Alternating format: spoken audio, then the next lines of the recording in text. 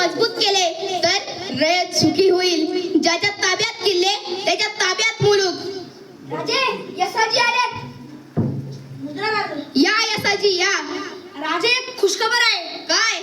आपल्या मावळ्यांनी कल्याण मंदिरावर छापा टाकला व लूट घेऊन आपल्याकडे येत आहे. आनंदाची वार्ता ऐकून मन सुखावले. कधी येत आहे खजाना? राजे हा पहा कल्याणचा खजिना. हिरे माणिक मोती व उच्च प्रिय वस्तू सर्व काही स्वराज्यात दाखल झालंय.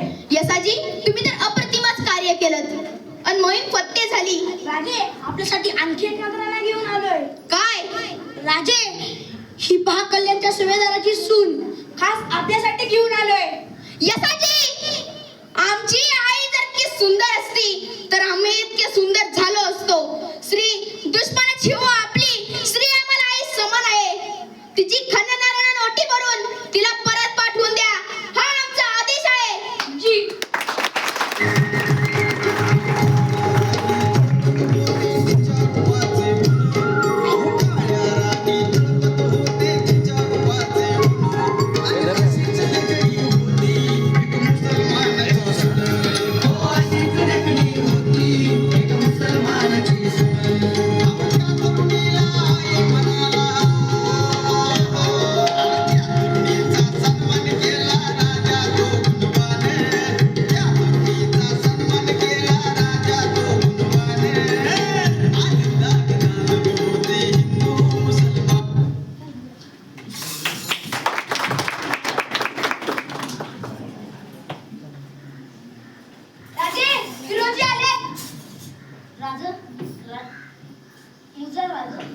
या हिरोजी या.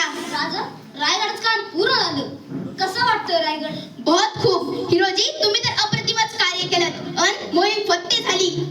आणि हे जगदीश्वराचं मंदिर हे खूप छान आहे. हा नगरखाना हा हत्तीमल हा राणीमल हे खूप छान आहे आणि हे पाहून आमचे डोळे निभून जात आहे.